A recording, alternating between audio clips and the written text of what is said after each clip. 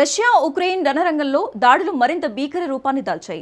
ఒకవైపు ఉక్రెయిన్ డ్రోన్లతో రష్యాలోని లోపలి ప్రాంతాలపై పంజా విసురుతుంటే, మరోవైపు మాస్కో తన విధ్వంసకర ఇస్కందర్ క్షిపణులతో క్యూ లాంచ్ హబ్లనే నేలమట్టం చేస్తోంది. దీనికి తోడు బ్రిటన్ ఉక్రెయిన్ల మధ్య కుదిరిన కీలక సాంకేతిక ఒప్పందాలు రష్యా నుంచి కఠిన హెచ్చరికలకు దారితీస్తున్నాయి. అసలు క్యూ సమీపంలో రష్యా జరిపిన భారీ దాడి ఏంటి? ఉక్రెయిన్కు బ్రిటన్ అందిస్తున్న ఏఐ క్షిపణి టెక్నాలజీ ఈ యుద్ధాన్ని ఎలాంటి మలుపులు తిప్పుతోంది? రష్యా ఇచ్చిన సంచలన వార్నింగ్స్ వెనుక సీక్రెట్ ఏంటి? Watch the story. ఉక్రెయిన్కు రష్యా ఎలాంటి షాక్ ఇచ్చింది?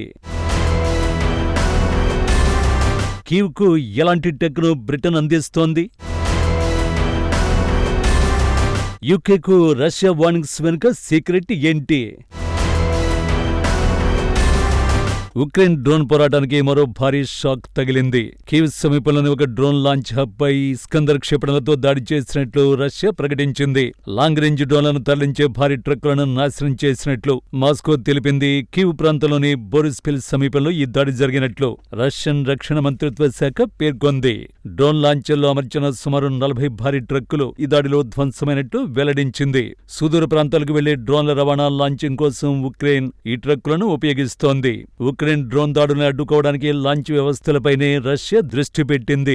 ఈ మొబైల్ లాంచర్లు ఉక్రెయిన్ కు అత్యంత కీలకమైనవి. వాటి ద్వారానే రష్యాను డ్రోన్ల దాడులతో వణికించింది.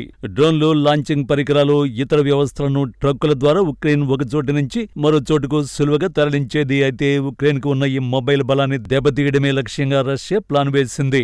అనుకున్నట్టుగానే ఈ ట్రక్కులను గుర్తించి ఇస్కందర్ ఎం క్షిపణితో విరుచుకుపడింది. ప్రతి ఇస్కందర్ బ్రిగేడ్ లో 12 లాంచర్లు, 12 రీలోడ్ వాహనాలతో సహా మొత్తం 51 వాహనాలు ఉంటాయి. ఒక బ్రిగేడ్ ఒకేసారి 48 క్షిపణులతో దాడి చేయగలదు. దీంతో తక్కువ సమయంలోనే ఎక్కువ క్షిపణులను ప్రయోగించే సామర్థ్యం రష్యాకు దక్కింది.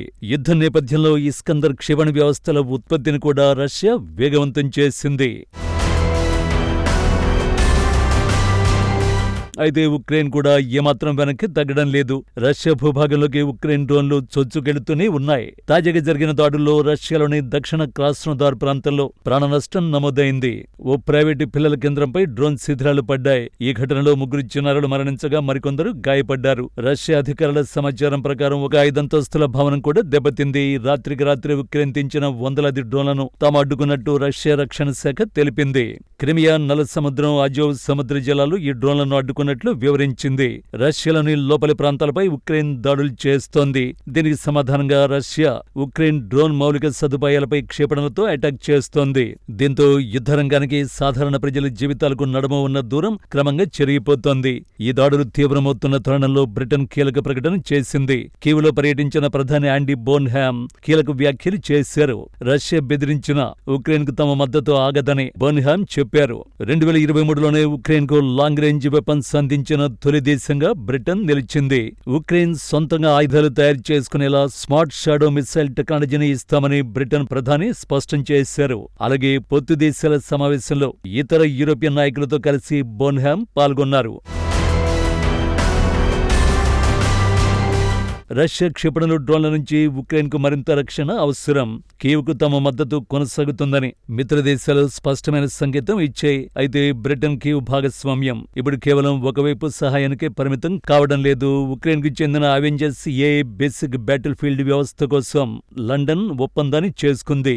ఈ డేటా సెట్ లో యుద్ధంలో సేకరించిన లక్షలాది రణరంగ చిత్రాలు, సమాచారం ఉన్నాయి. ఆటోనమస్ డ్రోన్ వ్యవస్థలకు శిక్షణ ఇచ్చేందుకు ఉక్రెయిన్ దీనిని ఉపయోగిస్తోంది. ఈ భాగస్వామ్యంతో ఉక్రెయిన్ రణరంగ అనుభవాన్ని బ్రిటన్ ప్రపంచ స్థాయి ఏఐ సాంకేతికతను ఒకే వేదికపైకి తెస్తోంది. విమానాశ్రయాలు, జైళ్లు, రైల్వేలు, విద్యుత్ కేంద్రాలు వంటి సున్నిత ప్రాంతాల రక్షణకు ఈ సాంకేతికత ఉపయోగపడుతుందని బ్రిటన్ తెలిపింది. కీ విషయానికొస్తే తమ ఏళ్ల తరబడి యుద్ధానుభవాన్ని కొత్త సాంకేతికతగా మార్చుకోవడానికి ఇదొక మంచి మార్గమని లండన్ తెలిపింది. పాశ్చాత్య దేశాల మద్దతు ఉక్రెయిన్ పోరాటంలో ఎంత తీవ్రంగా లీనమైందో చెప్పడానికి ఇది రష్యాకు మరొక స్పష్టమైన సంకేతం. ఈ నేపథ్యంలోనే రష్యా నుంచి తాజా హెచ్చరిక వచ్చింది. బ్రిటన్లోని డ్రోన్ కర్మాగారాలు, గుర్తు తెలియని వర్గాల నుంచి దాడులను ఎదుర్కొనే ప్రమాదం ఉందని క్రెమ్లిన్ సలహాదారు ఆండ్రూ ఫెడరోవ్ హెచ్చరించారు. మిలిటరీ టెక్, సమాచార మార్పిడి సహా లండన్, కీవ్ మధ్య సహకారం పెరుగుతోంది. ఈ తరుణంలో మాస్కో నుంచి బెదిరింపులొచ్చాయి. అదే సమయంలో కీవ్ ఎయిర్ డిఫెన్స్ వ్యవస్థలను, లాంగ్ రేంజ్ సామర్థ్యాలను బలోపేతం చేసే ప్రయత్నాలకు పరిమితం కాలేదు. ఇది సాంకేతికత, నిఘా సమాచారం, ఎదురుదాడిని తట్టుకుని నిలబడే శక్తి చుట్టూ తిరుగుతోంది. ప్రస్తుతానికి మాత్రం ప్రతి క్షిపణికి ఒక డ్రోన్, ప్రతి డ్రోన్ కు మరో క్షిపణి సమాధానంగా మారుతున్నాయి. ఈ మారణహోమం నిరంతరం కొనసాగుతూనే ఉంది. ప్రతి కొత్త దాడితో ఈ యుద్ధానికి ముగింపు ఎక్కడో అస్పష్టంగానే మిగిలిపోతోంది. ఆయుధాల హోరు, క్షిపణుల మోతలతో ఉక్రెయిన్, రష్యా మధ్య ఉద్రిక్తతలు రోజురోజుకు హద్దులు దాటుతున్నాయి. ఒకవైపు రష్యా తన ఇస్కాందర్ క్షిపణులతో ఉక్రెయిన్ లాంచ్ హబ్బులపై విరుచుకుపడుతుంటే, మరోవైపు ఉక్రెయిన్ డ్రోన్ దాడులతో రష్యా భూభాగంలో భయాందోళనలు రేపుతోంది.